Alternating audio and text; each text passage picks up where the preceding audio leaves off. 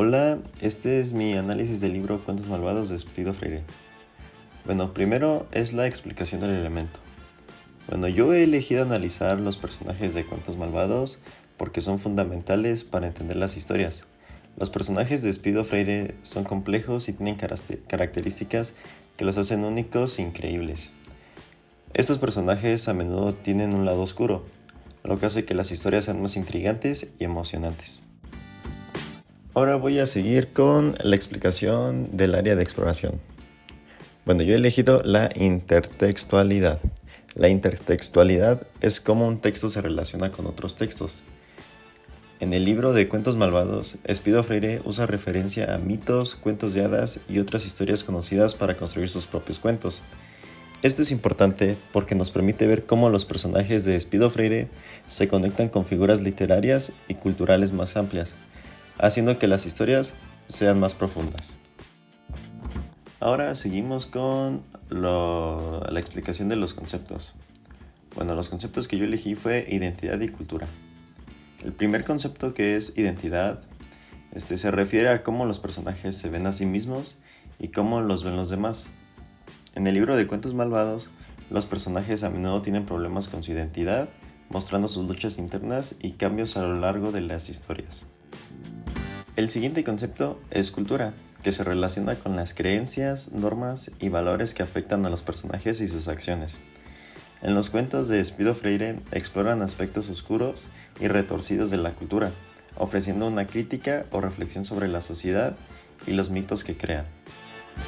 Ya por último, seguimos con el análisis.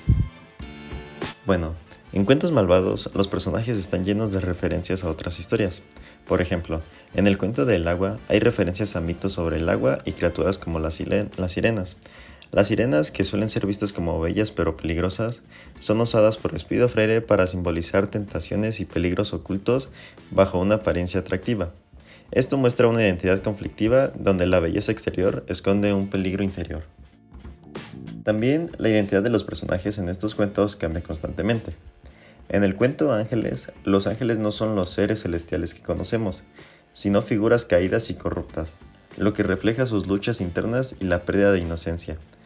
Espído Freire usa estos ángeles para explorar cómo los personajes lidian con su caída y cómo esto afecta su visión de sí mismos y su lugar en el mundo.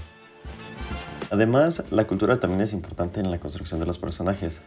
Los microrrelatos de Espído Freire critican las normas y valores culturales.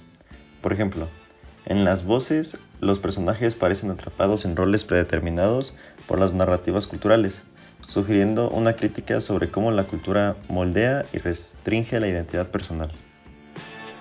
También estos personajes no solo existen en su propio mundo, sino que también se conectan con la cultura literaria y popular más amplia, creando una red de significados y referencias.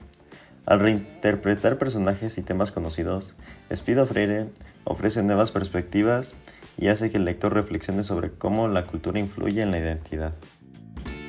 Y ya por último, Espído Freire usa la intertextualidad en Cuentos Malvados para hacer que sus personajes sean más profundos y complejos. Al conectar esos personajes con otras historias y explorar la identidad y la cultura, Espído Freire hace cuentos muy buenos en significados que nos invitan a pensar sobre la naturaleza humana y la influencia de la cultura en nuestras vidas.